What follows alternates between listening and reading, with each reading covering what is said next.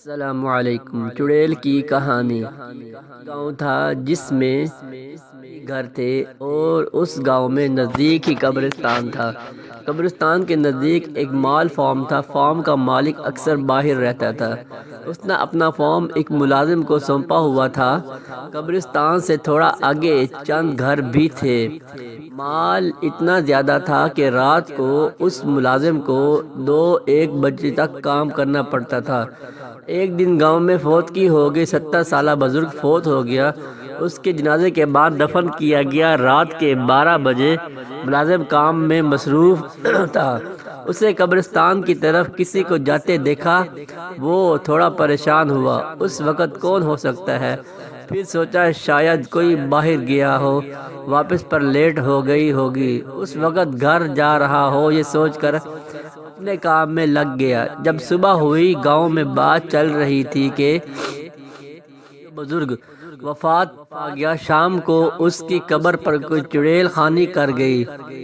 مٹی مٹی ہوئی تھی قبر سے۔ پھر یہ سب نے یہ سوچا کہ شاید کوئی جنگلی جانور نے ایسا کیا ہو۔ فارم کے ملازم نے بھی بات سنی۔ اسے شام کو جاتا بندہ دیکھا، لیکن معمولی بات سمجھ کر کسی کو نہیں بتایا۔ پھر دن گزرتے رہے۔ تقریباً 22 دن بعد پھر ایک 90 سال عورت فوت ہوئی۔ اس کا جنازہ پڑھا کر دفنا دیا گیا۔ رات کو تقریباً 1 بجے کا وقت تھا۔ ملازم نے پھر سے کسی کو قبرستان جاتے دیکھا۔ اس بار تھوڑا سا آگے جا کے دیکھا تو وہ ایک عورت تھی، کالے برقعے میں تیز سے جا رہی تھی۔ وہ بہت پریشان ہوا کہ اس وقت عورت کہاں جا رہی ہوگی۔ آگے مزید گیا تو عورت غلط نہ سمجھ لے۔ واپس آ کر سوچتے سوچتے نیند آ گئی۔ صبح کو جب گھر کی طرف جا رہا تھا ملازم تو اس نے کچھ لوگوں سے سنے کہ اس قبر سے بھی چھیڑ خانی کی گئی۔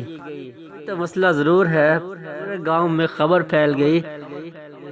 کچھ لوگوں نے کہا کہ قبر کھود کر دیکھا جائے مردہ دفن ہے یا نہیں، لیکن وہاں کے بزرگوں نے روک دیا کہ ایسا کرنا نہیں۔ آگے سے کچھ ایسا ہوا تو پھر کوئی حل ڈھونڈے گے۔